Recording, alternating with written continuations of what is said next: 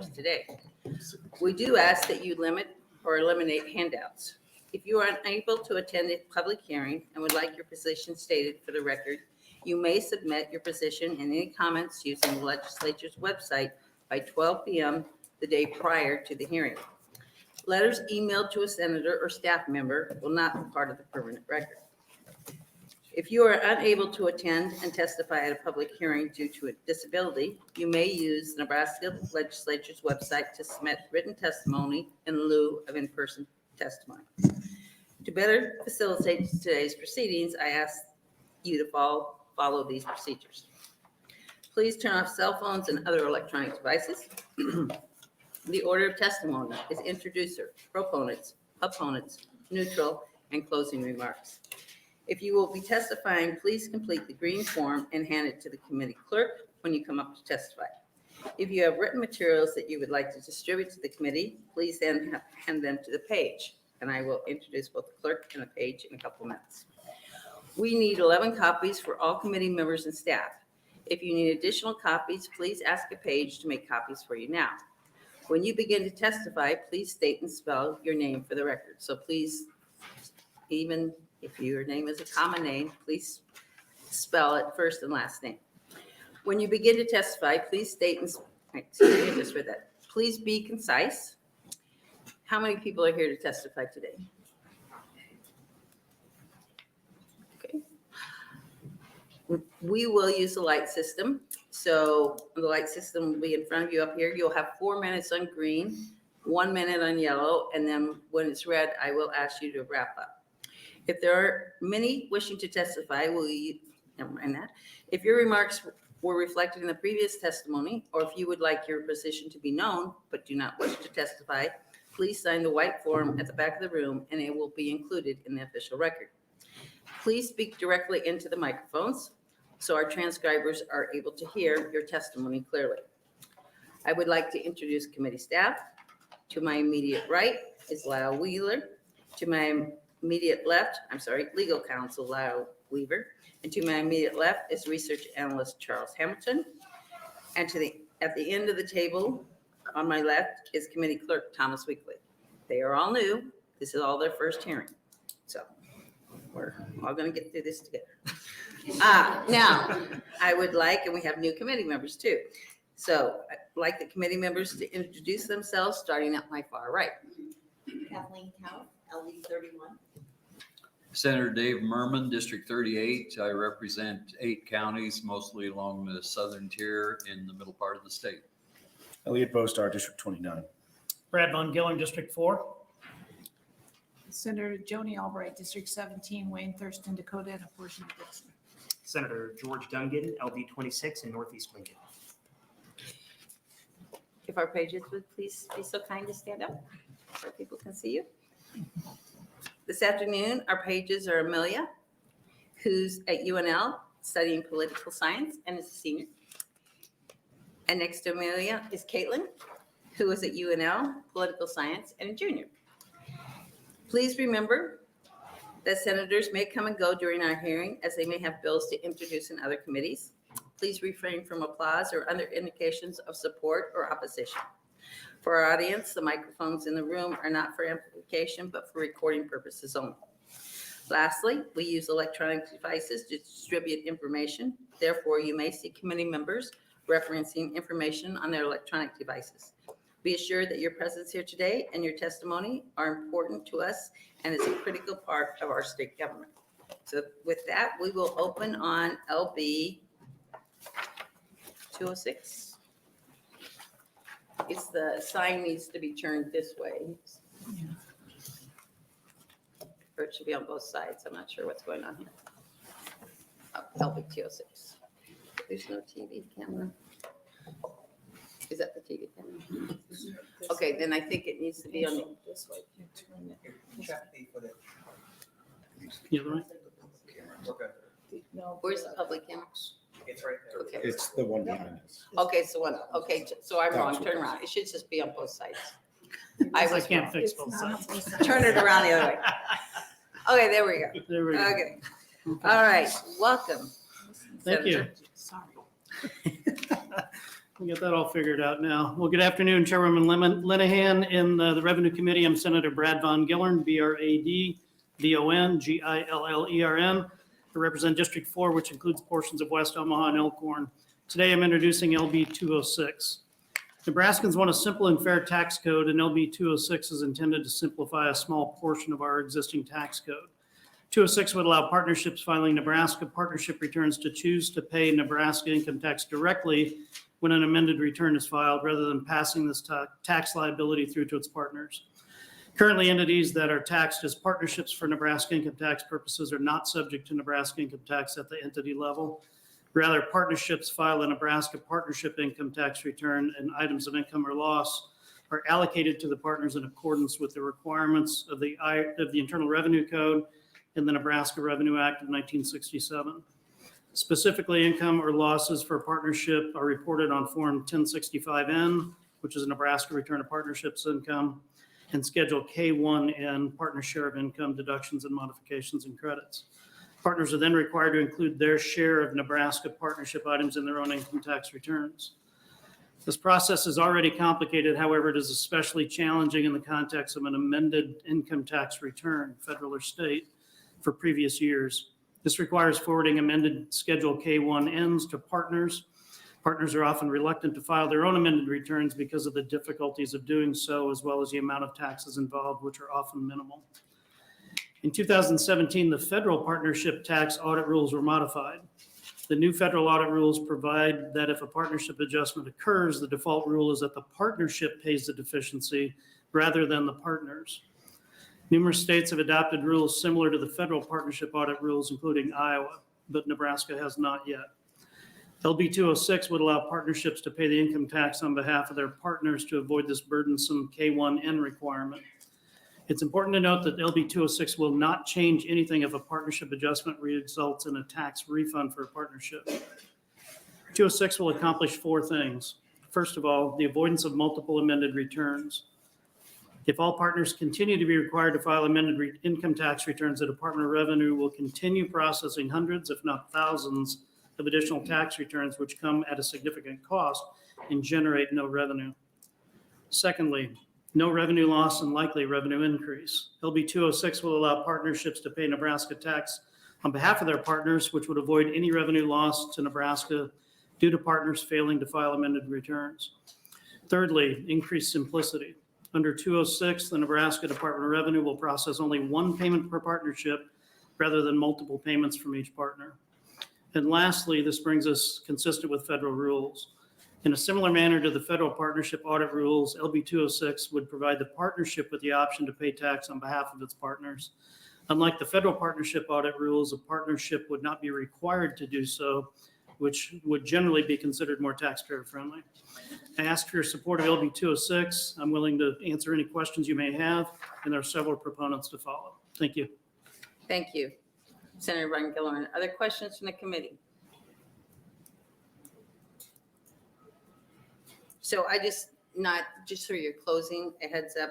So the fiscal note says something that I think that you could probably push back on from what you just said. Yes, I'd like to. Okay. Do you want to do that right now, or you want to do it? I'd be happy to. I unfortunately did not have time to reach out and get any further clarity on the fiscal note. However, the fiscal note claims that there is an increase in costs to the State Department of Revenue, which I believe unfortunately is a misunderstanding on their part of the intent of what we're doing. We're actually reducing the amount of paperwork that would flow through that office substantially.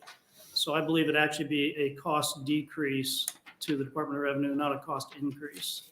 Because your estimate was how fewer forms would be. Don't have an actual number. It would depend on how many partnerships are impacted in a given year. It could be hundreds, could be thousands of additional returns that flow through with zero additional tax revenue being brought into the state. Thank you very much. You're welcome. Other questions? Okay. Thank you. Thank you. Are there proponents for LB 206? Hop right up.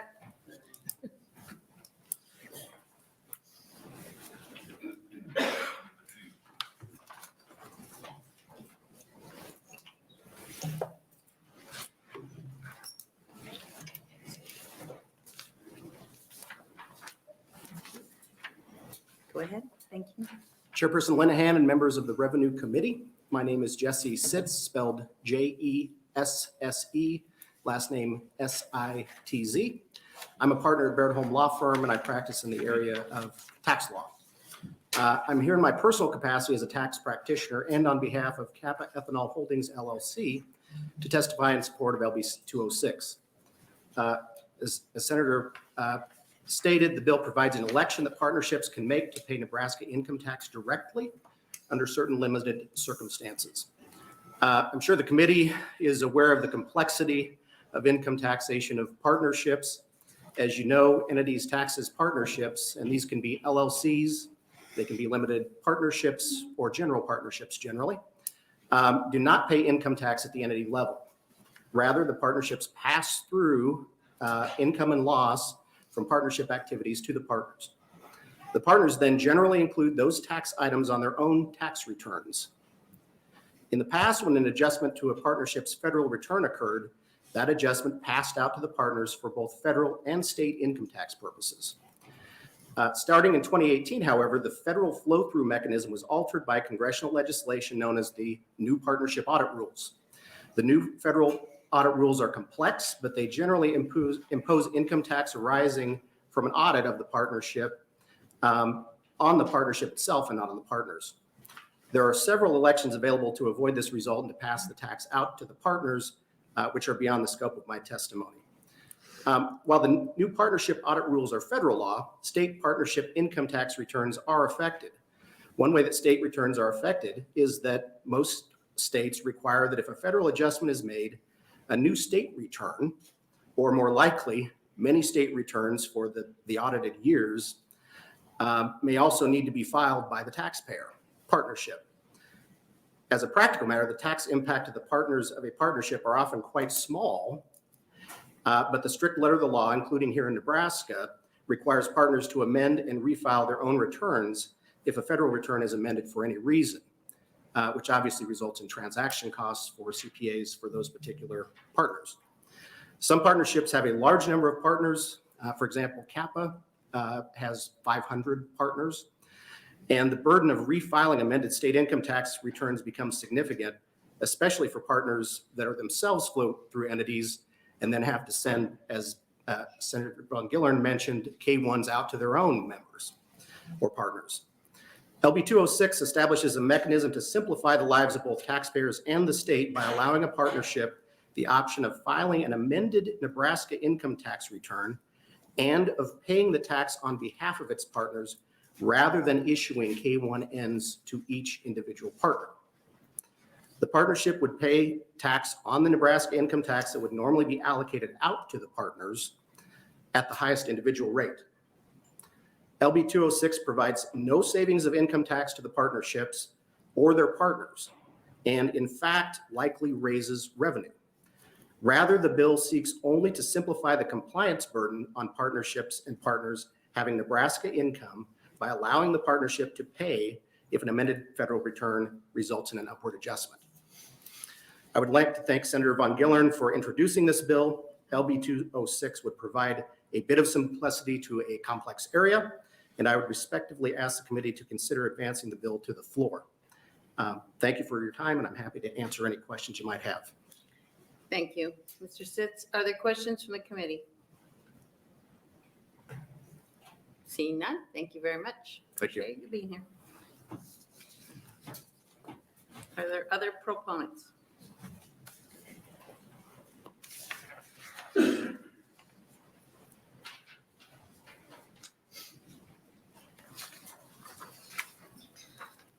Good afternoon. Good afternoon. Feel kind of short here. Good afternoon, Chairman Linehan and members of the Revenue Committee. My name is Jim Stewart, Jimstewart. I'm a farmer, and I also work with Nebraska Farm Business, which we're an accounting firm, primarily works with farmers. My job there is I do income tax preparation and planning with farmers in the state. And I too am in support of this, and I'm here representing Nebraska Farm Bureau, Nebraska Corn Growers, Nebraska Soybean Association. And most everything's already been stated. It's It makes things a lot simpler because like, especially with the people I have, it won't affect us very much. We've only got 4 or 5 members in the partnership, so it's not a big deal. But when you get into the larger partnerships, they're going to send out they might have to send out, like you said, 500 K1s, and that's 500 amended returns. And they bring the amended K1 into me, and I say, okay, it's going to cost you $200 to file this return. And they say, what'll I owe? Well, maybe $20. It doesn't make a lot of sense. And so I tell them I need the paperwork, and they're going to go home to get it, and I'll never see it. So it would increase revenue for the state because number one, it's taxed at the highest rate, and maybe not all the partners would pay at that rate. And number two, you're going to get those taxes on every dollar owed, where before it's hard telling how many because it's just such an insignificant number. The state will never go after it. And these people don't want to pay me a lot of money to do a little return. It just, I don't know, makes common sense to me. And that, I would like to thank you and thank Senator Von Gillern for introducing it. If you have any questions. Thank you. Thank you. Are there any questions? Seeing none, thank you very much for being Thank you. here. Are there other proponents?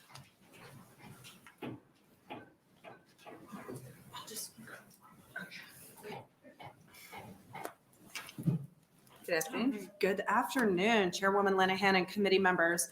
My name is Dawn Caldwell, DAWN-CALDWELL, and I serve as the Executive Director of Renewable Fuels Nebraska. I'm here to testify in support of LB 206 on behalf of RFN membership. And just because, Senator, I said it every time last year, we still remain second to Iowa in ethanol production. So that was our ongoing statement in this committee. LB 206 is a small step forward for tax simplification for the state of Nebraska. But for partnerships and their partners, it's a big deal to simplify adjustments to prior year's returns. Under current Nebraska law, all members of a partnership are required to file separate amended tax returns. This isn't the case when partnerships file an amended federal return or when they file an amended state return in more than 20 other states. Nebraska places an unnecessary burden on the partnerships and its partners. LB 206 allows partnerships filing Nebraska partnership tax returns to make an election to pay Nebraska income tax directly when an amended return is filed, rather than passing through the tax liability to its partners. There are several ethanol plants in Nebraska that operate as partnerships that would certainly benefit should LB 206 become law. Easing regulatory burdens, such as this amended return burden for partnerships, would definitely help the ethanol industry to continue to prosper in our state. Thank you. Thank you very much, Ms. Gladwell. Are there questions from the committee? Seeing none, thank you very much.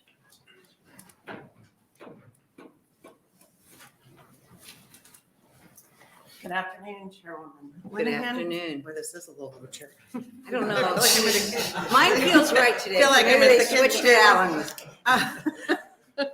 Anyway, sorry about that. My name is Corby Gilbertson. It's spelled KORBYGILBERTSON. I'm appearing today as a registered lobbyist on behalf of the Nebraska Society of CPAs in support of LB 206. Since you asked us to be concise, I will not tell you everything that everyone else has already said. Our main statement is that this should actually make the process easier. I scratched my head when I saw the fiscal note because it should actually save them money. So hopefully they can revisit that. But we would hope that you can advance this to the floor. I think Senator Von Gillern's got his first consent calendar bill if it can't just fly through without that. So I'd take any questions if you have them. Thank you. Are there any questions in committee? Seeing none, thank you Thank very you. much.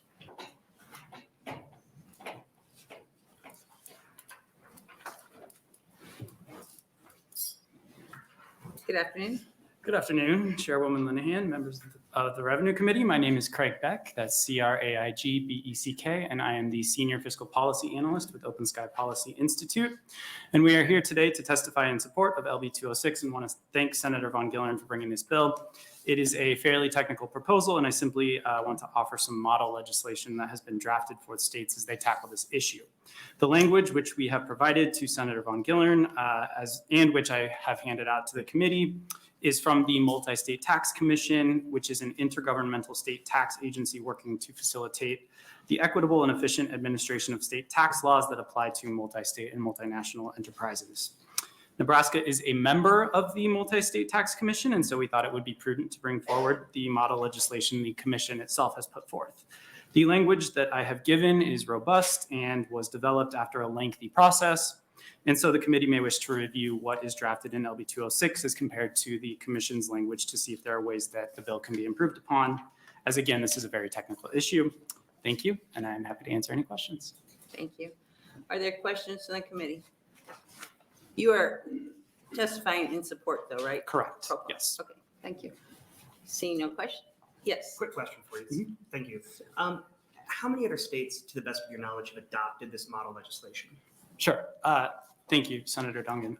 It is my understanding that 18 states have adopted this provision. So, Thank you.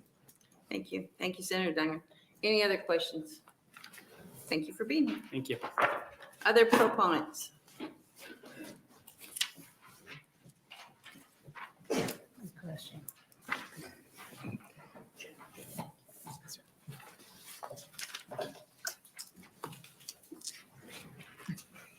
I know it's short. Okay. We'll work on that. And I'm a somewhat tall person. That's what surprised me. It wasn't on purpose. Good afternoon. I am John Cederberg, JOHN, CEDERBERG. I'm a self-employed accountant here in Lincoln, and I'm here on behalf of myself. I am a member of several business organizations, but I am not representing any of them. The hearing is actually before they were able to have their policy groups, and so that's why if they don't show up to testify, it's because we're in front of their policy groups. I am here to offer my strong support for this. I'm not going to repeat the benefits that you've already heard. I will add one more about it being very timely. We have not seen a lot of partnership examinations historically. The service has been more interested in corporations and individuals, but this is a new focus of the service. They are devoting more resources to examination of returns every year. And so we should be expecting this issue to come up a lot more and to involve a lot more complex adjustments. And LB 206 would actually sidestep a lot of potential complications if we have to go collect the money from each and every resident and non-resident partner. So I think that the fact that it's new focus of the IRS makes this very timely. I handed out a statement, and there's two suggested very technical amendments, have nothing to do with my support of the bill. But both of them address silent areas in the green copy, issues that weren't addressed. And not surprisingly, one is the probability that in the private sector in particular, not the big energy partnerships, but in the private sector, it's very likely that the examination of the partnership return will be coupled with the examination of an individual partner, or perhaps more. So we will have the situation where the individual partner and the partnership both have adjustments and would file amended returns. And the bill is silent as to what happens at the individual level, because under our law, the individual partner would have to include the adjustments, the income adjustments in the individual amended return with their other adjustments. But we don't really address what happens to the entity's payment. And my amendment is really identical to the provision we already have for the entity to make the payment of tax on behalf of non-resident LLC members or non-resident S corporation members. It would carry that provision over and make clear that if the partner files an amended return, the partner then would have a credit for the tax paid on his behalf by the entity. The other is, I only bring up because as a matter of history, which we've never been able to correct, we treat limited liability companies that are taxed as partnerships separately in the Nebraska statute from partnerships. They are named differently in one respect. And since there is a difference between how we apportion multi-state income between limited liability companies and partnerships, I believe we should make clear that the limited liability companies that are otherwise taxed as partnerships at the federal level are eligible to make this election. And that's what my second amendment would do. And then the third is just an observation that somewhere along the line, this is also an issue with S corporation shareholders and in another bill somewhere, because that's a whole different set of provisions. Another bill somewhere, we probably should address the same issue for S corporations separately. With that, I'd be happy to answer any questions. I have some history with entity payments, composite payments, because I helped with the original provisions for S corporations and LLCs that is in the statute now. Thank you very much, Mr. Cedarburg. Are there questions from the committee? See none, you'd be happy to work with Senator Von Gillern on any. Oh, I mean, any member of the committee is certainly welcome to reach out to me. You have my phone number and my email on the statement, and you're welcome to reach out and ask questions, ask for wording, whatever. Thank you very much for being here. Appreciate it. Sure. Are there other proponents? Are there proponents? Are there any opponents? Is there anyone wanting to testify in a neutral position? Senator Von Gillern. I couldn't see you. I didn't know you were over there. I said, where'd you go? Would you like to close, please? Let me fix this chair. I'm done. Okay, that'd be nice. Then you can come to the education committee. and There fix you those. go. Yeah. Emphasis on trades. Yeah, just a very brief closing. Thanks for all the proponents who spoke today. Just a couple of quick notes. There was an email testimony sent in from a interest group, the Council of State Taxation, which is cost, that proposed some changes. And then obviously Mr. Cedarburg's proposed changes, all of which will be considered. However, I think both of those are expanding this bill beyond its original intent. I certainly agree that there is an expansion that's likely coming and that would be very appropriate. But we'll have to have some conversation about how many of those things we can adopt into this legislation at this time and still reasonably maintain the goal of the original LB 206. That's my first comment. Secondly, there certainly is, as has been testified, to be a reduction of a burden that currently exists on different businesses. I think it's fascinating when the accountants testify that they're in favor of giving up some work, but thank you. It saves, it increases some efficiencies, and as has been testified, certainly does not impact the state in a negative way, and very likely in a positive way. So that's my closing. Any questions? Thank you. Other questions for Senator Von Gillern? Seeing none, that brings hearing on LB 206 to close. Did we have, I'm sorry, letters for the record? Do we have any letters for the record?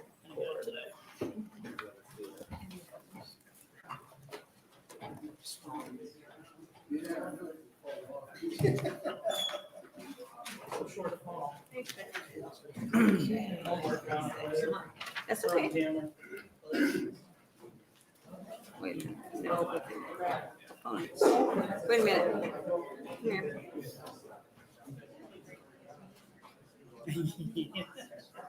This is a different bill.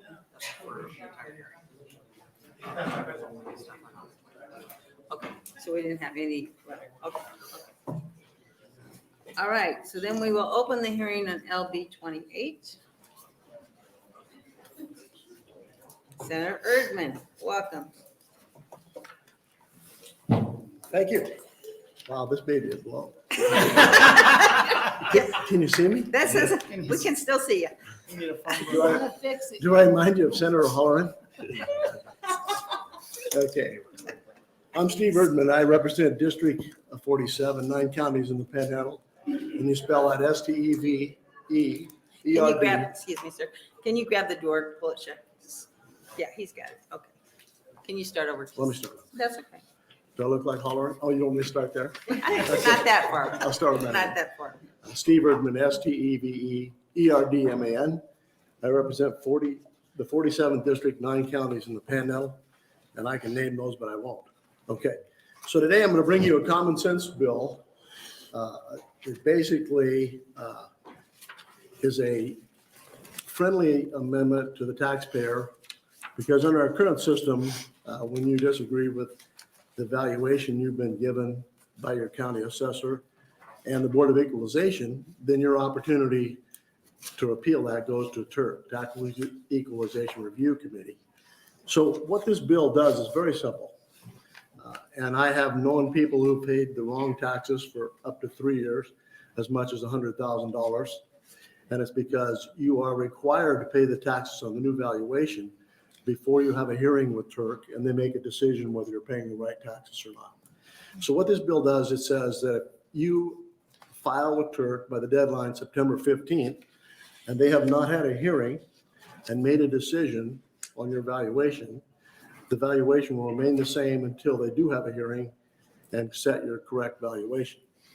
It's very simple, straightforward. And as I said here, I could give you the testimony of those who are going to be opposed to this, but I'll let them tell you. But this is an opportunity for us to give the taxpayer a right to pay the right taxes, and they won't have to be penalized, because what happened with the gentleman who paid $100,000 too much, he did that for 3 years, and it took him up to 5 years. They had up to 5 years to pay him back with no interest. We have since changed that, and they have to pay 9%. And I think one of our esteemed colleagues here today has a bill to go to 14%, which I would co-sign. So that's the crux of what we're trying to do here. And you will hear testimony how it's going to screw up all of their budgets, and the sky is going to fall, and the world's going to come to an end, and we'll have no more roads, and all this is going to happen because we're going to take into consideration the people who pay the taxes and those who collect and spend the taxes. And so I'll let you talk to those people and ask those questions. But I want to call your attention to a couple of things. One is the fiscal note. And in the fiscal note, you'll notice a very important section or comment that I want you to see at the very bottom of the fiscal note. It says there will be potential for revenue loss to political subdivisions that levy property tax if values are reset to the previous year's assessed value. However, frequently this would occur. If this would occur, it is expected to be minimal to the political subdivisions. So they sent this to TERC. TERC said there's no financial consequences for them. And then that bottom statement there are those local units of government who collect taxes. So I want to talk to you a bit about what has happened to people that have filed with TERC. And I want to say this. I've been to several TERC hearings, probably 8 to 10. The TERC Commission is very, very generous with people making presentations. They do a thorough job of trying to get the information. I have no problem with how they handle those hearings. They do an outstanding job. And they're very cordial to people, and they respect their time, and they listen to all the information they have. That's not the problem. The problem is TERC has way too many appeals for them to handle in a timely manner. So I think it's important that we have an opportunity to pay the same amount until your hearing has been had. Some people go 3 years without getting a hearing. Now, that's not a reflection on TERC, it's a reflection on the work that they have to do. And so when we look at that and we see the fiscal note, and you will hear people from the county will tell you that it's going to be the end of the world and they can't adjust their budget, and it's going to be a significant draw on them, and I will explain that after they have. But this is what we're trying to do. We're trying to get people to make a decision in timely manner, so when you pay your next tax statement, you know it's correct. And so as we go through this process, I want you to understand that this is not the solution, okay? Because if I had the solution, it would be different than this. What this is to force us to have a conversation about what the solution is so they can catch up and make decisions in a timely manner, whether it's more Turk members on the committee or the elimination of Turk altogether. So those are the discussions that we need to have. But I brought this for discussion going forward. But until we do that, until we make that final decision on what fixes it, let's give the people a break. Let's let them pay the valuation that they had before. Because when I originally turned this in, when I originally did this, I said that it would go back to the request of the taxpayer. So if the taxpayer filed a protest and put 0, then their valuation would be 0. So that's not what I intend to do here. I just asked to be the same as it was.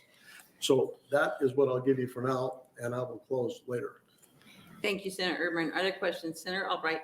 Thank you, Chair Linehan. And thanks for bringing this back up because it is something we hear about often in this committee. So you're saying that to go to Turk, they would have had to pay the most current taxes before they could be heard on maybe what's happened 3 years ago. Correct. That's correct. Senator Albright, several years ago, I was working with a gentleman who had purchased a nursing home in Chapel. And as I began to work with him, he filed a protest for his 18 taxes, but didn't file for 19. And so you got to continue to file every year because they heard his 18 tax proposal and they did give him some relief, but he didn't file for 19, so he didn't get any for 19. So what happens, they send you a new valuation of what you may have gotten, and you've seen your property only went up like 26%. Okay, you're going to pay the taxes based on the new valuation until you have a Turk hearing if you protest. And that could be 2 years from now. So you're going to pay on that 26% increase in valuation until they make a decision. And if they find that you are overvalued, then they'll reduce that. Then they give you a reimbursement. So I think you just keep your money. And then when Turk makes a decision, whatever that value is, then you pay your taxes. And the other thing I think is important to know is how backed up are they right now? That'll be a question for Commissioner Holtz. Okay, good, because I'd like to know that because I feel like Turk is one of the toughest jobs in the state because they had a wave of businesses, then they'll have a wave of ag people, then they'll have the urban folks. It's a tough situation, so Right. I'm all ears on. Right. I'm not coming here talking discouragingly about Turk, No, okay? it's a tough Because job. the hearings that I've attended, I appreciated the due diligence that they did and the courtesy they showed the taxpayer. They did a fine job with that. I'm not complaining about that. Thank you. Thank you, Senator Albright. Senator Van Gillern. Senator Erdman, you mentioned that there's a provision for the state to pay interest on taxes that were overcollected if they have to refund them. Is there a counter provision for interest on taxes that would be paid in arrears in this case? Should an adjustment occur? I don't have that in the bill. Okay. That would be up to the I think we have to figure out what that is. Okay. But so you're saying, so if I paid the current valuation, I found out it was 20% higher. So at the end of 2 years or 3, whenever Turk came, Yes. then I would pay the taxes. Yes. My impression would be just pay the taxes. Okay. We'll have to see how that goes. Thank you. Thank you, Senator Van Gillern. Senator Boster. Thank you, Chair Linehan. Thank you, Senator Erdman. I agree with everything you've said. What I'm interested in is, do you have any concerns about individuals filing the appeal in bad faith? So essentially, they wouldn't have opposed normally because they probably realized that their challenge wouldn't succeed. But in order to just continue to pay a little bit less every year, do you think we might run into a problem where people are we're going to see a spike in the people filing objections to their taxes? And also, if that happens, would that exacerbate the problem that Turk is currently facing? That's a great question, Senator Bostar. I appreciate it. Here's my intention. As I said in the opening, this is not the solution. So if that happens, if that does happen and people file fraudulent, knowing we're going to get the same value, That would force us to make a decision to fix this. And that is the reason for bringing this bill. We need to make a decision on how to fix Turk so we don't have to do this. It's ridiculous what we do. Because we've assigned 3 people to do what 93 different courts used to do. Each court in each county used to make this decision. So we've boiled this all down from 93 to 3 people. And this was a agency or a program set up by a senator that had this position that I have before. And then he either resigned or was termed out and took the position of the director of Turk. So I'm not so sure that it was well thought out what they did. I'm not so sure anybody asked the judicial system if they were overburdened by property tax relief or property tax hearings. And so I think that's an opportunity for us to really come down and zero in on what the solution is.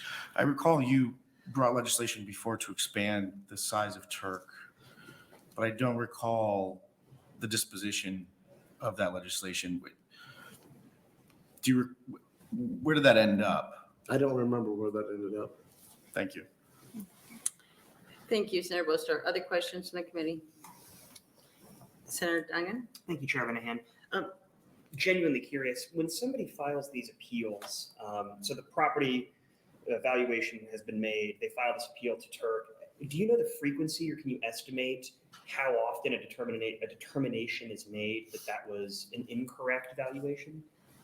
Is it often that it's reverted back to a lower number, or I'm trying to figure out how frequently that happens? I don't know. Numbers are wrong. Thank you for the question. I think Commissioner Holtz will be able to answer that. As I said earlier, they're very, very diligent in trying to do the right thing. And the gentleman that I helped in the case of the nursing home, he got a reduction. And so I think they're very, very, very conscious of what goes on there, and I try to make the best decision. So I'm not disputing their decision process. I'm not disputing the decisions they make. What I'm just saying is the timeliness of it is a problem. Thank you. Thank you, Senator Duncan. Other questions from the committee? You will state it close? I will. Okay, thank you. Are there proponents?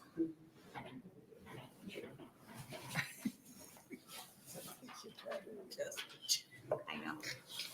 I tried yesterday. I don't know how to do it.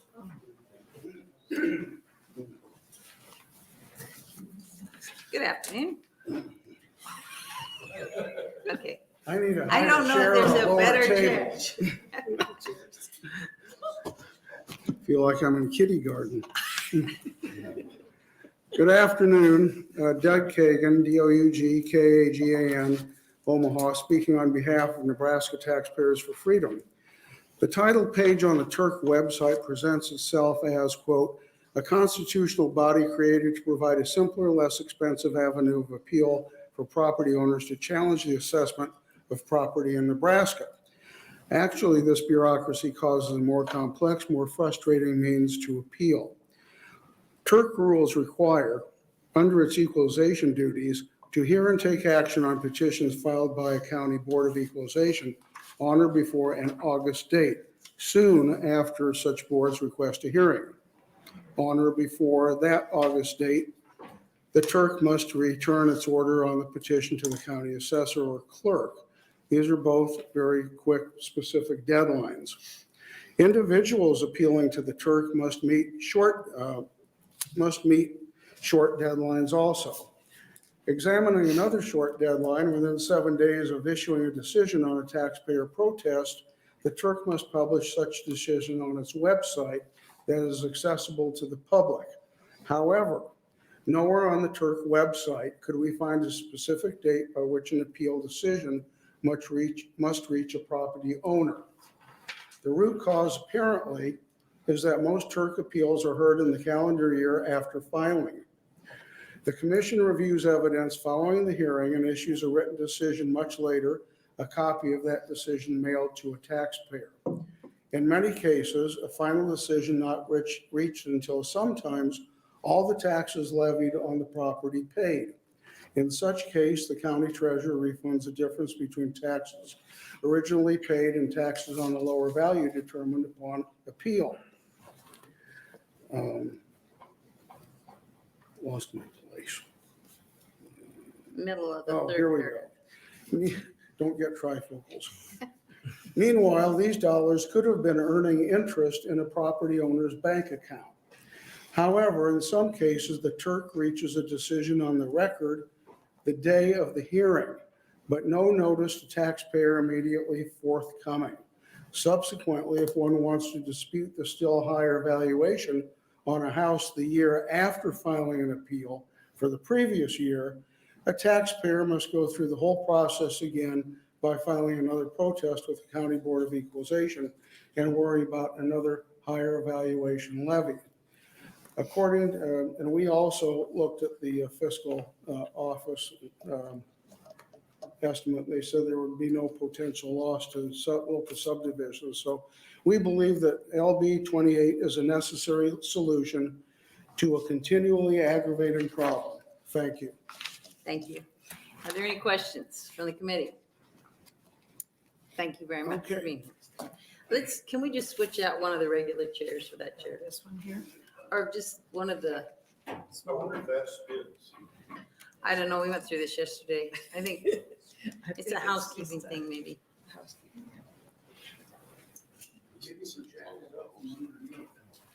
Yeah, we need to get people who know. I don't know if this is gonna be better or worse. Yeah. Well, at least it's not, It won't move, right? it won't move, yeah. Okay, next proponent. Have other proponents? Okay, do we have opponents?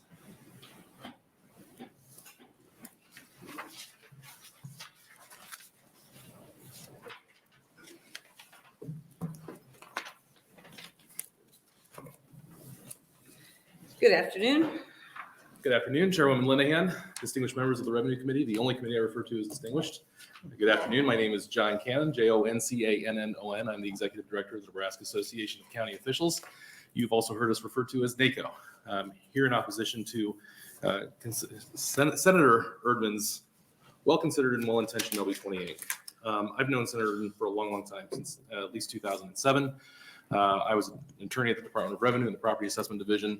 Senator Erdman was a recently elected county commissioner in Morrill County. We had a few issues that we were able to resolve between the two of us. We've had a lot of conversations about tax policy. I know that he's very concerned about making sure that the taxpayer is well taken care of, and I don't have any dispute with that. However, our opposition is because of how this process works. So I'm just going to go through briefly the timeline that we have here. So counties hear protests through July 25th, or in the big three counties, they can extend that through August 10th. Values are certified to political subdivisions on August 20th. Budgets are filed with the state auditor by September 30th. Taxes are due on December 31st, and your first half taxes are delinquent on either April 1st or in May 1st. Yeah, April 1st in the big three counties, May 1st in the remaining 90. So that's what we're doing. And when those budgets are finalized and certified and filed with the state auditor, that's what we're levying against. We are levying against the whole amount of values that have been certified by the auditor, okay? And so anytime that you have an appeal, counties are certainly, from our perspective, we understand what's going on. We understand that if there's a huge appeal, this is something that may end up being a refund. And I think most county commissioners act appropriately. I know certainly Senator Erdman did in his day when he was in Morrill County.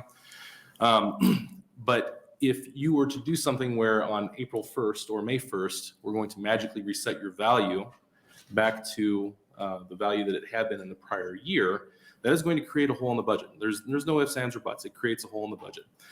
It's going to lead to some perverse incentives. I think Senator Bostar, that you had touched on that a little bit.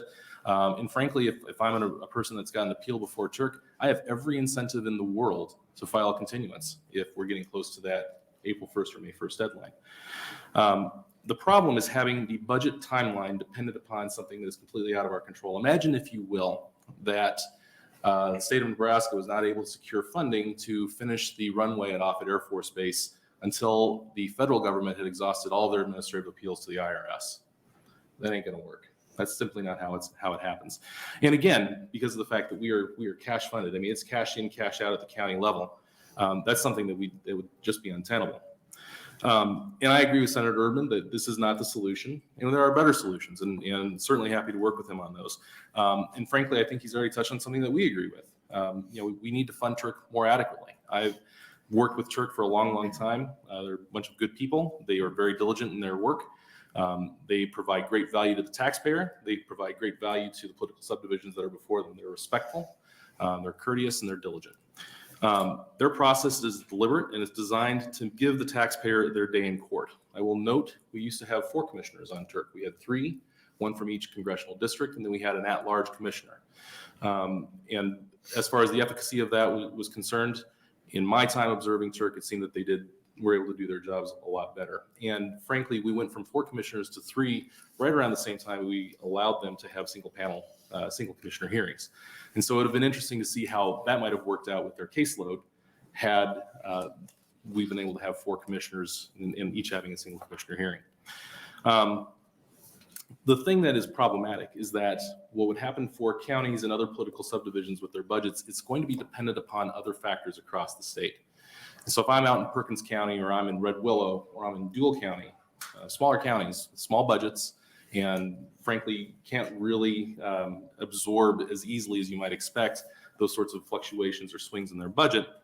And I know that I'm going to have my decision on an ethanol plant or a large commercial taxpayer delayed because 5,000 appeals have been filed out of Douglas or Lancaster County. And as a Lancaster County resident with recent 20% increase, who knows how many we're going to get. But that would certainly be problematic from a government standpoint. And again, I'll refer you back to the example. If we had to wait to fund the reconstruction of the airway at Offutt based on the federal government exhausting all their administrative appeals, that's simply not going to work. We've talked about in the past, people have brought up the idea of having a tax court, something that involves the judiciary. We used to have tax appeals heard at the district court level. That's certainly an option as well. Whatever we end up doing, however, NACO will gladly participate in that study. We have a lot of information. I'm out of time. Thank you very much. Are there questions for Mr. Cannon? Senator Boster. Thank you, Chair Linehan. Thank you, Mr. Cannon.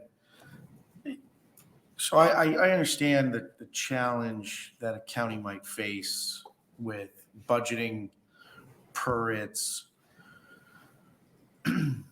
full assessment and then maybe receiving less because of an appeal is filed.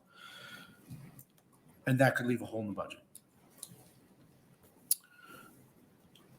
But if an individual feels that their property valuation is completely egregious, and then they have to pay on that while they wait years to find a resolution, I mean, that puts a significant hole in their budget as an individual, as a family.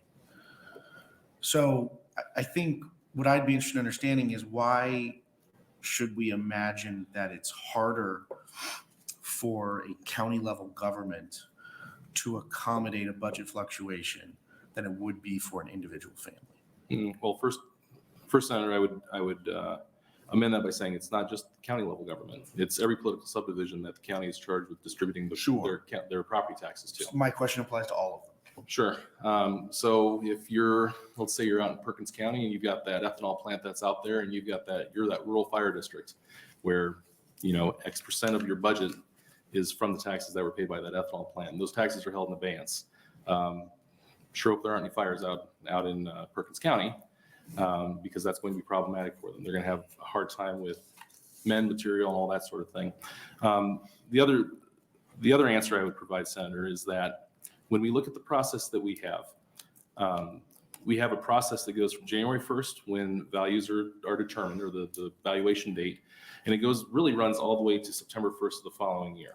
And it's this process that's designed to give as much due process to the taxpayer as possible. You have your opportunity to protest your valuation. You have your opportunity to protest any exemptions that there are out there. You have your opportunity to go to appear before the county board and every other political subdivisions board and talk about the budget. Those are very real things and very real opportunities that people have to express their dissatisfaction with any of the things that go on in the process. And the way that we have set up the political subdivisions in our state is we have said, and some of them we've said we're going to be cash funded by the legislature. I mean, I think there's talk about bringing even more political subdivisions under the purview of the legislature's appropriations process. But what we have said to the local political subdivisions is we have said, you are almost entirely dependent upon raising the necessary revenue for running county government or the schools or the cities from the tax base in your locality. And to the extent that that's what we've said, that is and oh, by the way, we didn't just say raise whatever money you want. We said raise the money that you need to do the duties that we've assigned to you. And so for counties, I'm not here to make a brief for any of the other political subdivisions. For counties, we've said roads, bridges, law enforcement, jails, courts, and elections are really the main items within your purview. And then the machinery that goes behind it. I can tell you, speaking from experience, that while people really like to talk about property taxes, and I'm sure every single person on this committee has heard that when they've been out campaigning, I can also tell you that there is not a single taxpayer in the state of Nebraska that I've talked to that has said, I would really like to shortchange our law enforcement. I would really like to shortchange our courts. I would really like to make sure that our roads are shortchanged in any way, shape, or form. Well, okay, I understand. But I don't think that's what we're talking about doing. So if the margins that the counties are operating under are so tight that these kind of fluctuations would be defunding the police, as is potentially being implied, why can't we solve this problem? Why can't we create, the state operates with a cash reserve, a rainy day fund, because some things don't go the way we expect them to. And we want to be prepared and ensure that the services we offer to the people of Nebraska are maintained. Why couldn't we do both of these things? Why couldn't we make sure that the fiscal health of political subdivisions is maintained to absorb financial shocks, while also not putting the burden on everyday families to hold a potential debt for years that may not be valid? Sure. That's a great question, Senator, and I'm glad you asked it. So we do have the ability to hold reserve funds in reserve, and that's written into our state statutes. And in fact, county governments are able to levy an amount that is up to 50% of the prior year's budget amount as a reserve in order to fund their reserve. And as you can imagine, that would be quite an amount for every single county. Sounds like we have the solution. Sounds like we have a solution. Although I can tell you that practically speaking, taxpayers aren't particularly fond of saying my property taxes are going toward a rainy day fund because that's not something that's being directly applied to the roads, the bridges, law enforcement, jails, courts, and the elections. In fact, most counties, not all, but most counties, I would say that they essentially have defaulted to their inheritance tax fund being a rainy day fund. I would tell you that there are not nearly as many counties as you might expect that actually hold their funds in a cash reserve, because levying a property tax for money that may or may not get spent is not particularly appealing to most taxpayers. Understood. My recommendation would be that if this passes, that NACO help those political subdivisions establish their cash reserves. I appreciate that. I actually, honestly, I'll go back to what I said earlier. I agree wholeheartedly with Senator Erdman. We need to find the proper solution for adequately funding Turk to make sure that they're able to carry out their duties on a statewide basis. And we will fully support that. We agree with that. Thank you very much. Thank you, Senator Boster. Are there other questions from the committee? What a way to start the season. Yes, ma'am. Okay, I am not going to go into why what counties could tighten their budgets. We can save that for next time you hear, but maybe I will, just for the benefit of the new members. So do most counties provide full benefits, healthcare benefits without deductibles?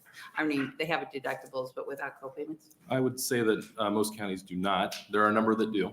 There are a number that have very low deductibles, and I would also But say they that have fairly good health benefits for their members. we are Better than generally you usually find in the private sector, right? benefits rich but salary poor, Yes. And several of the counties have fixed retirement benefits? as required by law. Yes, ma'am. Yes. Okay.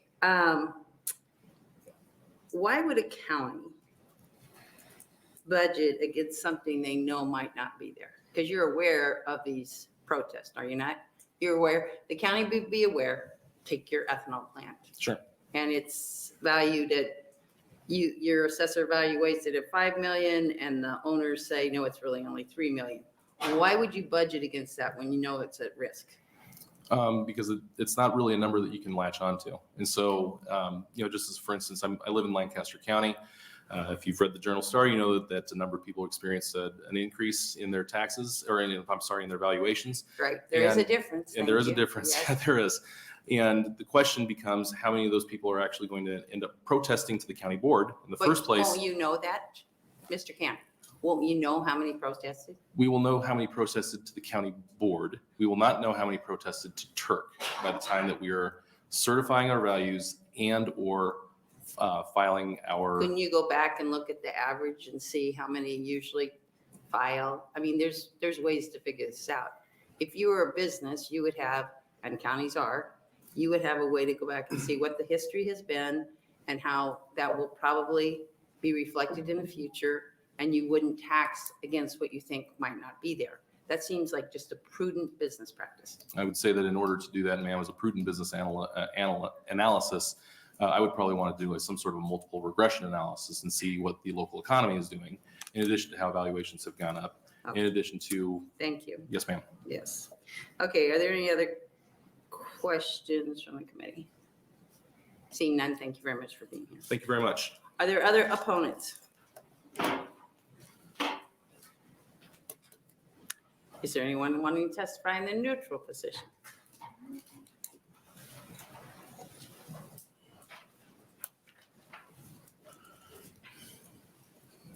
I appreciate you getting this chair because I was going to say I am standing up. My name is Rob Hotz, R-O-B-H-O-T-Z. I'm one of the 3 commissioners with the Tax Equalization Review Commission, as being called Turk today. I've been with the commission for 15 years. Commission's been in existence for 26 or 27 years. The commission did receive when I saw the green copy, we reviewed it. We did receive a request from the fiscal analyst, whether there would be any fiscal impact. Our determination is no, there wouldn't be any direct fiscal impact if this bill were enacted. And it was our intention not even to testify because there was no direct impact upon us. Senator Erdman contacted me personally and asked me to come and testify, and I'd be happy to do that now and try to answer questions. But it occurs to me that it might be helpful, particularly because there are some members of the committee who are new to the committee and new to the legislature. There is also a context here that really relates strongly to the process that Turk goes through. And unfortunately, about 99% of the people who think they know exactly what we do don't. It's a complicated process. The process, another way of looking at the process is that when the taxpayers, let's take 2023 as an example. At this point in time, the effective date for tax year 2023 has already passed. It's January 1st. June, sometime before June, or close to June 1, the taxpayer will find out in 90 counties what the new assessment would be.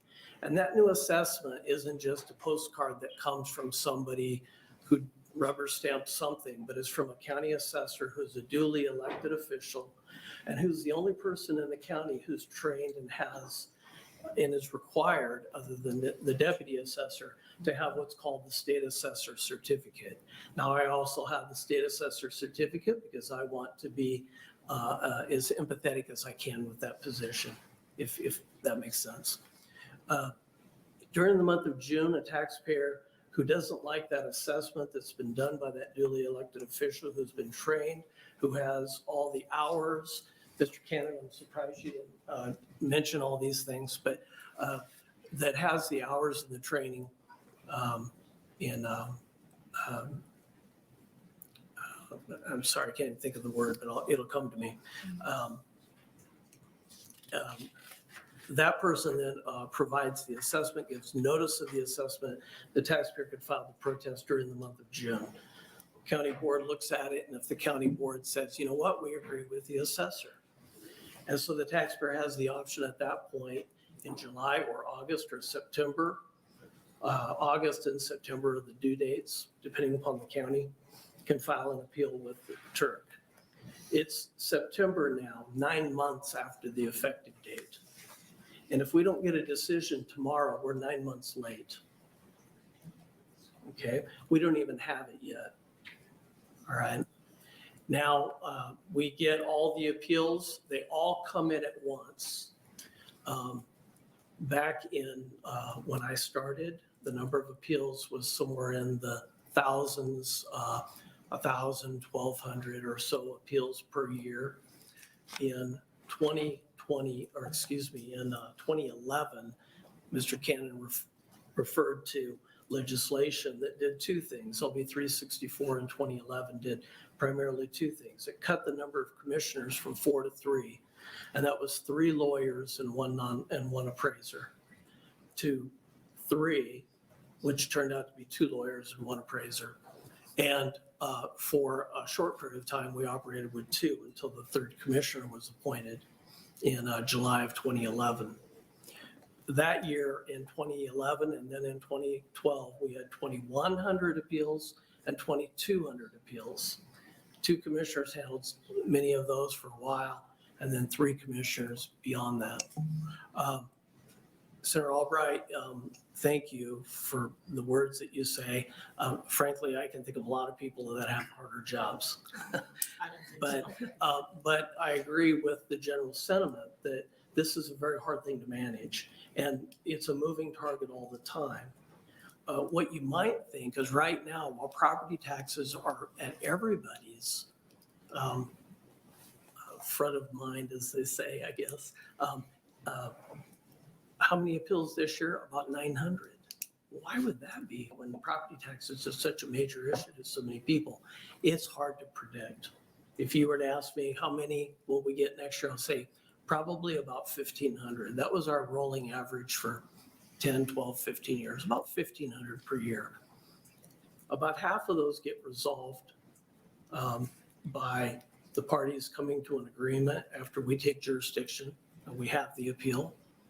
And it's called a confession of judgment. The taxpayer gets something out of that deal. About half of those, Senator, I'm out of time. You can go ahead. About half of them or what? About half of those, the taxpayer decides to dismiss the matter. And on those, it's going to be at what the assessor set it at.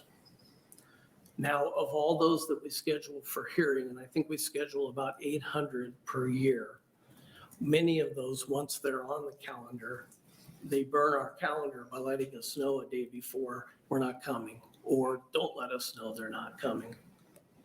Okay. And some of those, we decide we affirm the county board determination. Some of those we reverse the county board determination. And it might be close to 50-50 if you were to do the analytics on it. Frankly, I'm not going to be motivated by those numbers. I'm going to be motivated by what the Constitution and the law require us to do.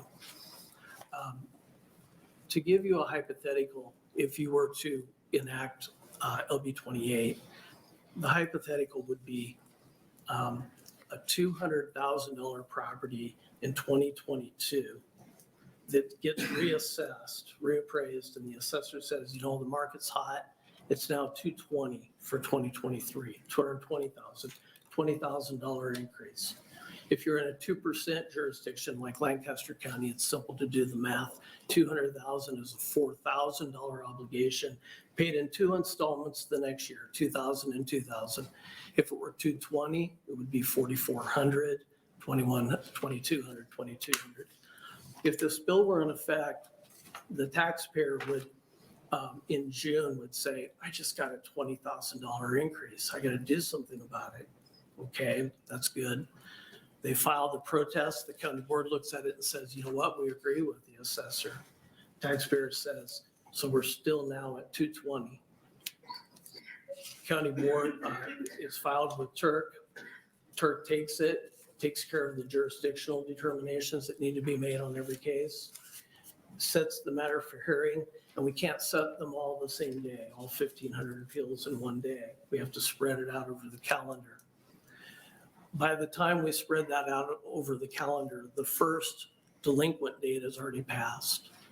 Now, the taxpayer under the bill would pay the 2,000 and that first delinquent based on the 200,000 from the prior year. And then they get a decision from Turk, whether it's to reverse or affirm. I can't think of an example of when we went below. Maybe there are examples, but it's rare when we would go below the prior year in the assessed value. So the taxpayer, even if they win at Turk and get a reversal, the last kick in the pants is you still need to pay. Let's say it's 210, not 220. But you still have to make up for that 10,000. And there's that additional $200 that would have to be paid. So there are always unintended consequences. You all know that.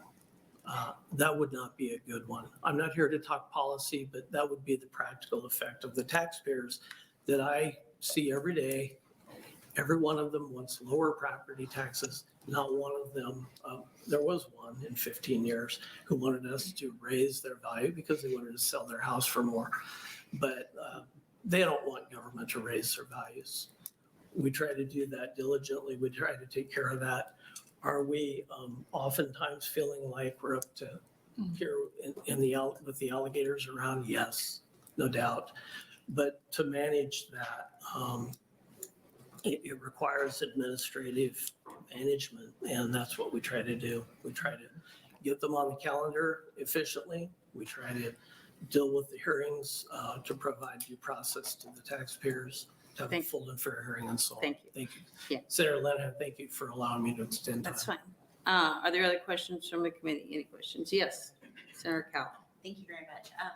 What is the average time it takes to get an answer on an appeal? Because it seems that this bill is saying that people are waiting and waiting and waiting. And the goal is to speed it up so that the process tightens up a little bit. So can you give me an idea of that? It would be largely an educated guess. I don't have an exact number. And we have 8 people at the commission, 3 commissioners and 5 staff.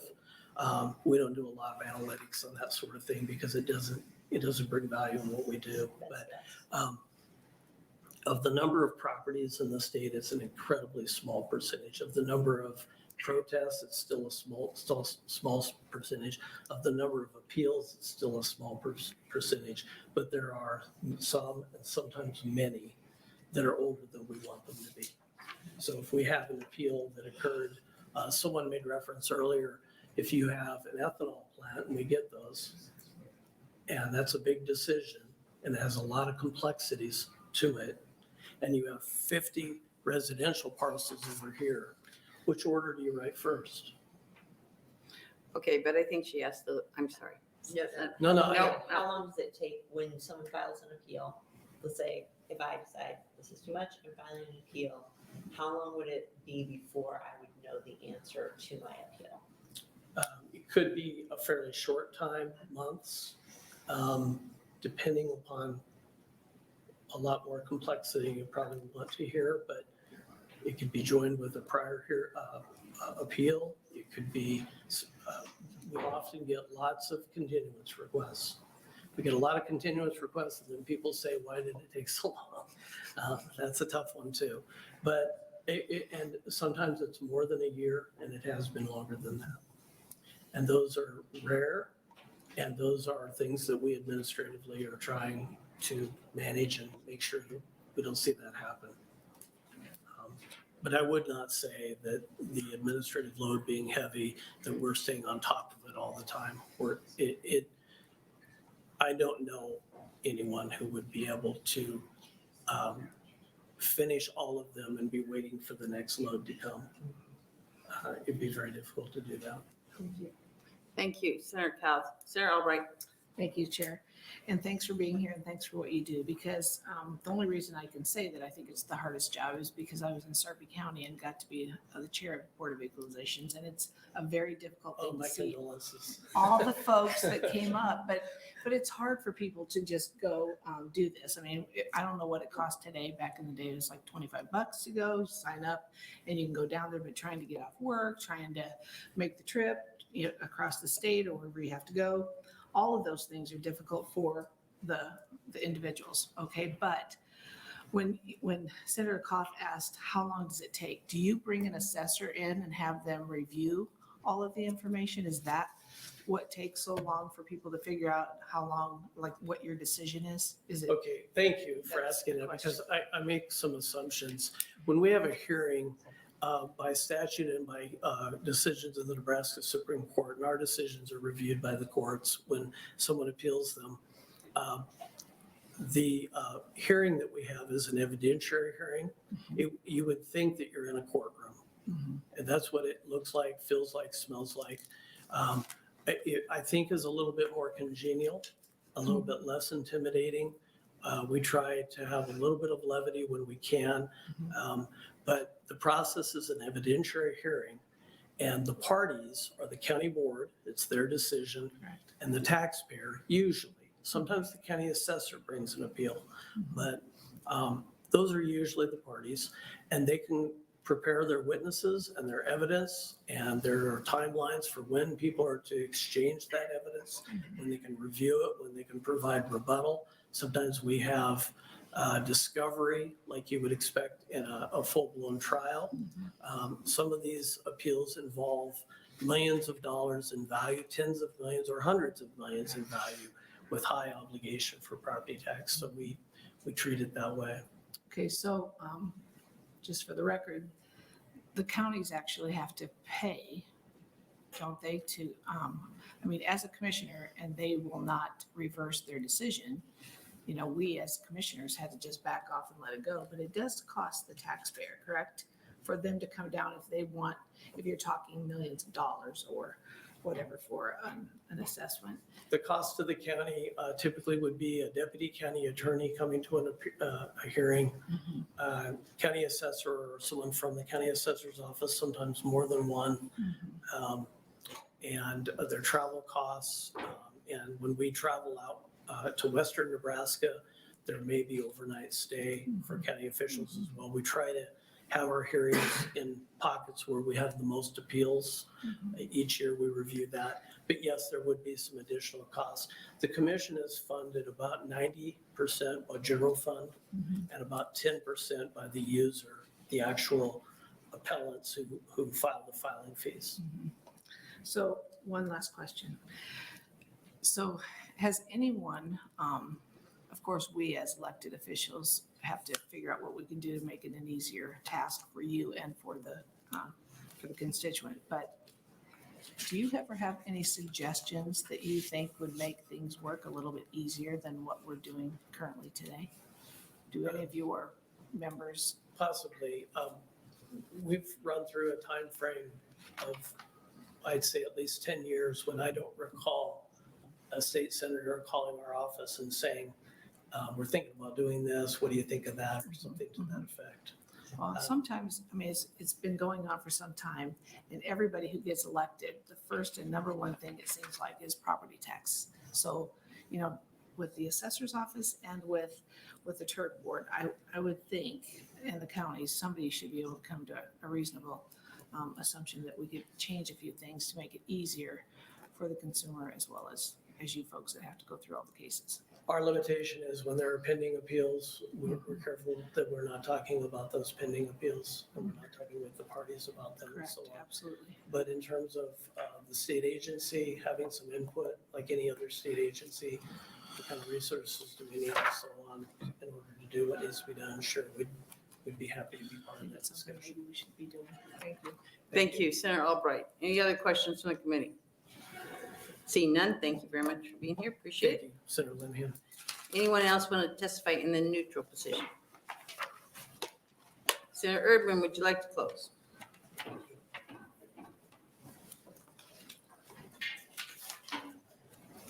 Thank you, Senator Linehan. I appreciate Commissioner Holtz being here. As I said, you've seen how he operates. He's always very cordial and helpful. I want to speak a little bit about Mr. Cannon's comments about their budget. I've been out of the commissioner role for over 6 years, but we used to budget 2% extra for those taxes that weren't paid. And so if they all came in, we had a 2% extra. So let me just do some math for you, just simple math. Generally, most counties in my district probably have about $1 billion in valuation. Some a little more, some a little less. But if we had $1 billion in valuation in a county, that's 1,000 million, right? So if the protests were filed and say there was $5 million worth of adjustment to the valuation, 5 million, that's a lot of homes, okay? And that may be an ethanol plant, but 5 million. In the smaller counties, sometimes the mill levy is 1.5%. So at a 1.5% mill levy on $1 billion is $15 million, all right? So 5 million compared to 1,000 million is 5,000 of 1%. 5,000 of 1%. So that is $75,000 compared to 15 million. Can I use the word insignificant? I think I will. So if you think about it and you boil it down, and the county gets generally from 16 to 18% of the budget, 16 to 18. So if a county got 16% of the budget, they'd get 2.4 million. So their portion would be 12,000 out of 2.4 million. So if you divide it down, it would be like $2,400, $12 compared to $2,400. If those counties are running on that thin a budget, they need to have somebody else doing their budgets. So don't allow Mr. Cannon to come here and say the sky is falling and everything's going to come to an end because we've got to adjust our budget by 5,000th of 1%. He came to my office today, and I appreciate him coming. I wish he would have come 2 weeks ago. But we were talking about the real solution. And so he prompted my imagination just a bit. And so what I'm going to offer to the committee is this. After he left my office, I called bill drafting, and I wanted them to draft a bill to eliminate Turk. I am going to do that. I'm going to have a bill drafted, an amendment to this bill to eliminate Turk. We will go back to the court system. I don't believe it'll be any more expensive than what we do now. And everybody get a timely hearing and have a decision made before the next tax statement is due.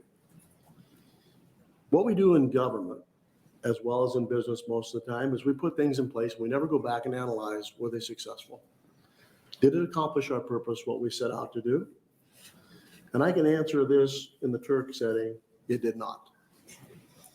That is not because Commissioner Holtz doesn't do his job. I was complimentary of Commissioner Holtz, and I always will be. And the Turk people work hard. The point is, we put them in a place that they can't succeed. So we have to make a decision. So it's time to make a decision. I wish I thought about it before today. Had Mr. Cannon came to my office when I first introduced this bill and said, I have a suggestion. Maybe we should have more Turk members. Maybe they should be dispersed across the state. Here's an idea. They had a meeting last Friday to decide what bills they were going to support and which ones they weren't. That was Friday. Today's Wednesday. What happened to Monday and Tuesday? If he came Monday or Tuesday and spoke to me about maybe this is a solution, I may have drafted another amendment that said, maybe we need 10 Turk members or 6 or some other number. So as I said in my opening, this was not intended to be the solution. This is intended to drive the conversation about what the solution is. And I think it's inappropriate for me to ask Senator Holtz what the solution is. That's not his job. But it's our job to figure that out. And so I'm going to draft that amendment. I will give it to you, and you can make a decision either way. You can make a decision to advance this bill, or you can make a decision to amend it and eliminate Turk, and we go back to the court system. So it's time to make a decision because we've been talking about this for a long time, okay? And property tax is a big issue. And I've never seen another issue that's more prevalent on people's minds than property tax. So let's move forward with a real solution. So with that, I'll close and try to answer any questions you may have. Thank you, Senator Erdman. Are there questions from the committee? Seeing none, thank you very much. Thank you. I appreciate your time. Thank you so much. Absolutely. With that, we close the hearing on LB 28. We gotta have it signed over both ways. Okay, yeah. And we're opening the hearing on LB 24.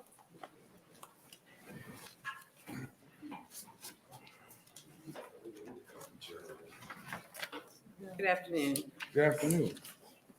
Senator Wayne. Who broke the company chair?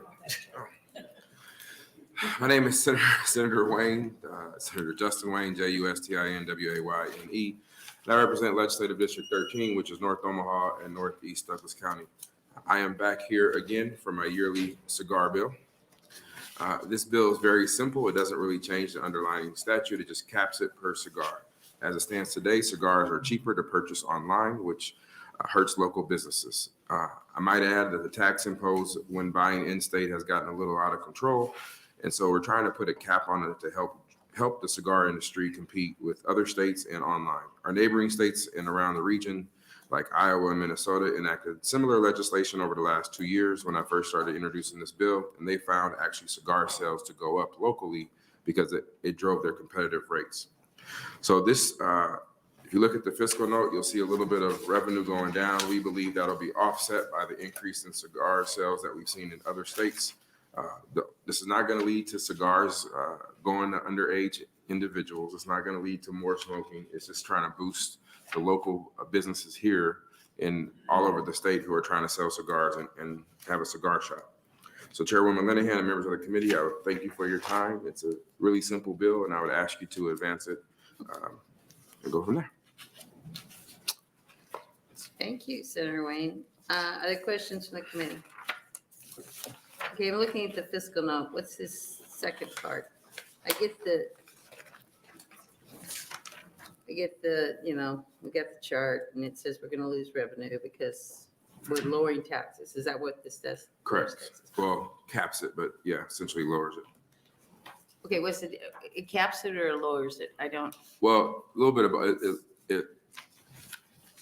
it caps it, but it shouldn't be any more than 50 cents. And I think right now it's a little bit more than that. So I guess it would lower it too.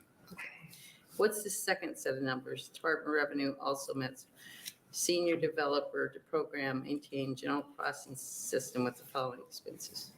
So anytime we change anything, they charge you a fee to develop a new program to track So it's, it. didn't they used to just say 87,000? Yeah. Okay, so that's neither here nor there. Okay, questions from the committee? I do have one. Senator Cowell. How much do cigars cost on average? Isn't there a fairly wide range? It's a wide range from $3 to $20-something. I find the $3 ones are just as good as the $20 one. So if you cap it at 50 cents per cigar, then a $2.50 cigar will have the same tax as a $20 cigar. Yes.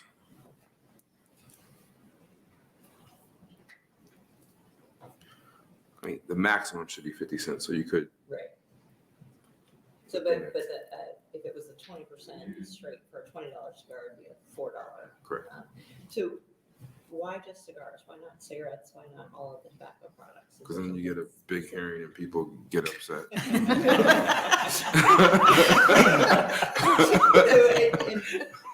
question is, who is purchasing more cigars versus cigarettes? Are we saying people who purchase cigars are getting a better tax break? No, it's just that this niche industry is competing with one. I mean, even if you drive across state lines, it's cheaper in Iowa, but the online sale, it's just the tax itself right now. And so these have been done in other states. The recently, I think last year, Iowa passed one that with similar language. So they're trying to help out their local businesses or local storefronts. Senator Cowell. Thank you, Senator Cowell. Senator Von Gillern. Just as clarity on that, can you buy cigarettes online? You can. I didn't know you could buy cigars online. You can buy cigars online. I'm not sure about cigarettes. I don't smoke. Okay. And then you mentioned this is your annual upping on this bill. Is this any different than what you brought in the past? No, it's not. Is the fiscal note any different than what's been presented in the past? Honestly, if you would ask me this in like 2 weeks, I'll be a little more clear on most of my bills, All right. but we're still trying to figure out judiciary right now. So, yeah, I don't know. I can get you that information. Okay, thank you. Any other questions? Who's running judiciary right now? I don't know. I think we need a board, but All right. You have proponents here, I assume. yes. Yes, I'll wait my closing. okay. Thank you.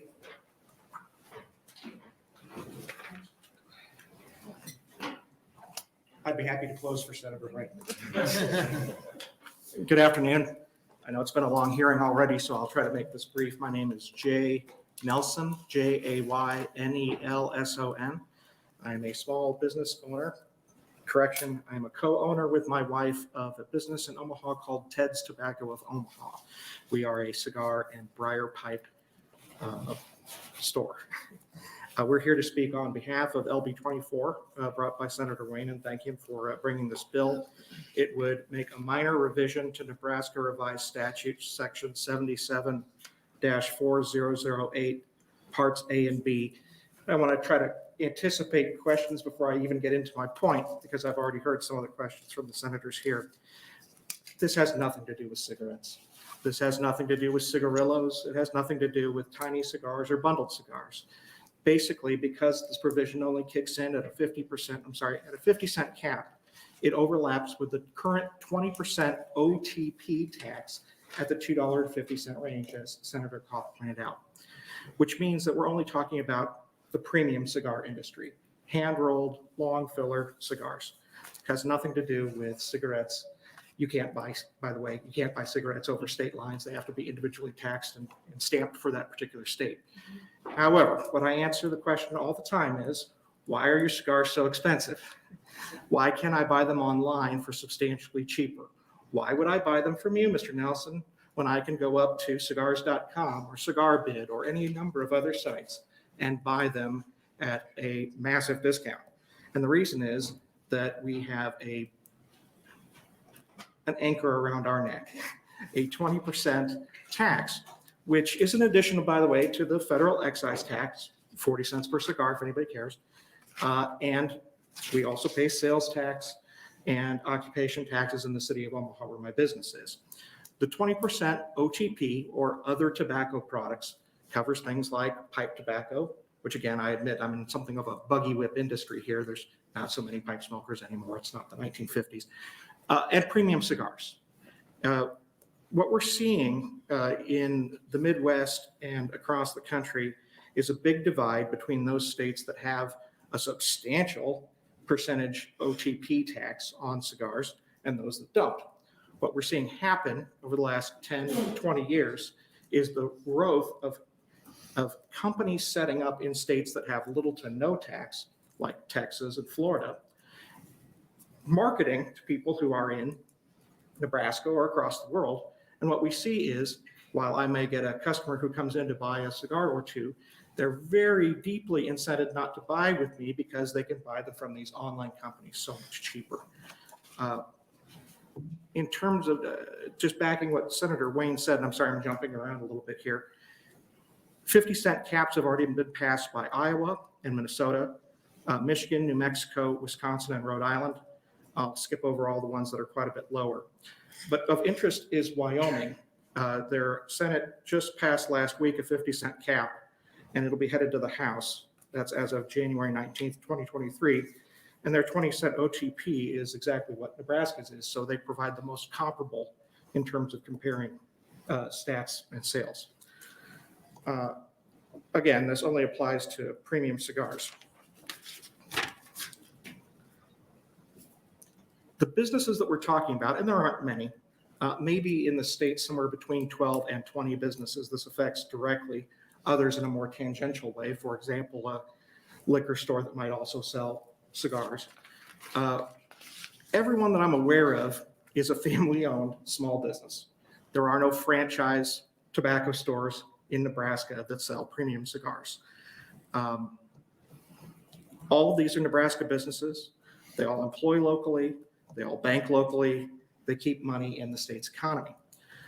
Of course, what happens is when local business has to compete with out-of-state online sellers, and while the law says that that the consumer is supposed to pay the 20% OTP at the point of their first import into the state, of course, that doesn't happen. Consumers don't pay the 20%.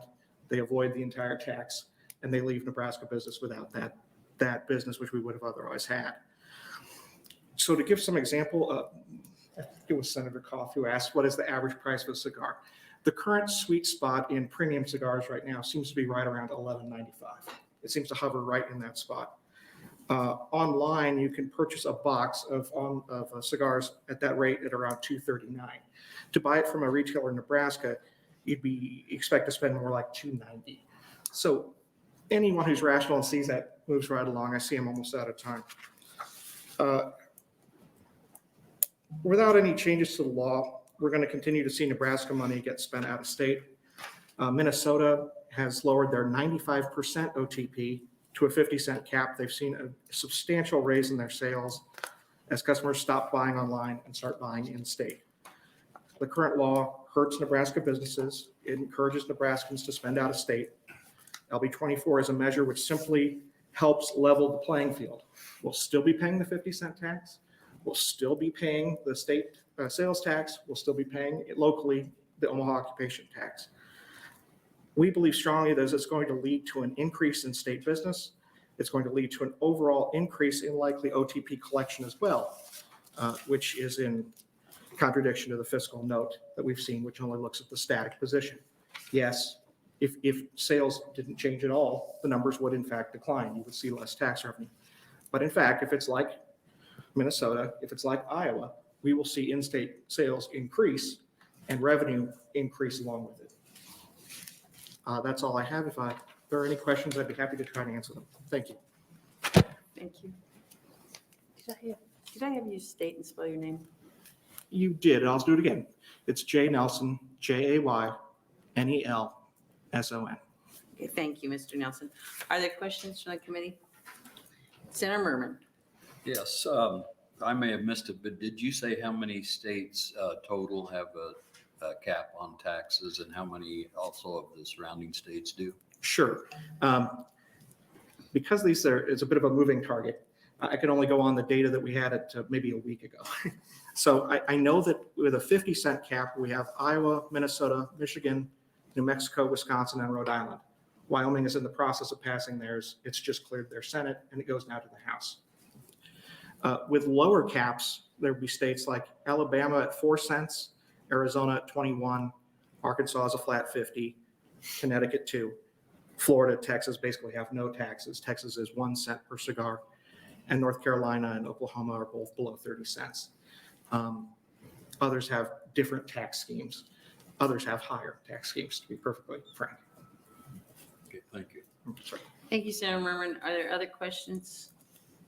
So I understand this. So they pay state and local sales taxes when I buy, if I went in and buy a cigar, which but if I did, and it was $12, yes, I would pay state and local sales tax.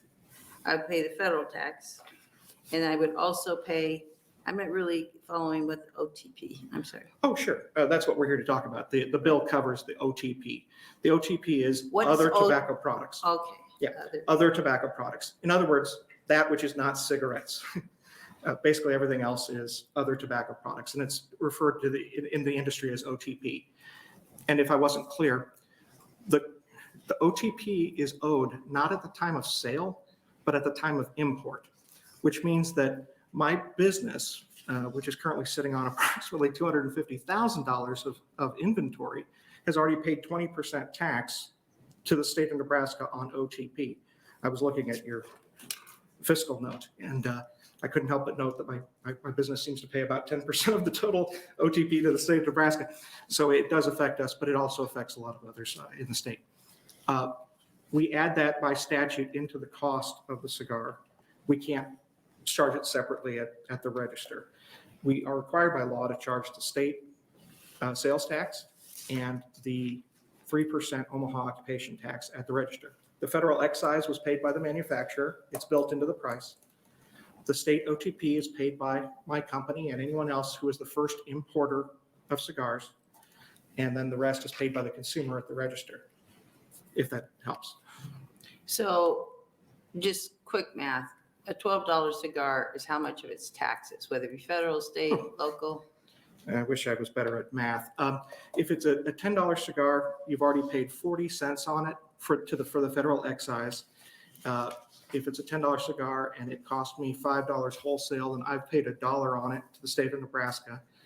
And and then we pay, of course, the state sales tax 6.5%, 7.5%, and 3% on top of that at the register. So what the online guy sells for $10, I have to sell for $12.40 to make the same margin. Okay, all right. Other questions in the committee? I hope that makes sense. Thank you very much for hearing me. No, thank you for being here. Appreciate it. Are there other proponents?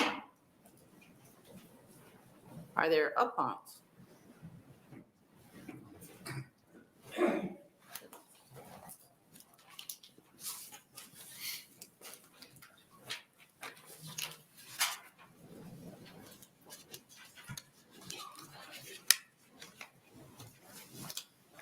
Good afternoon. Good afternoon.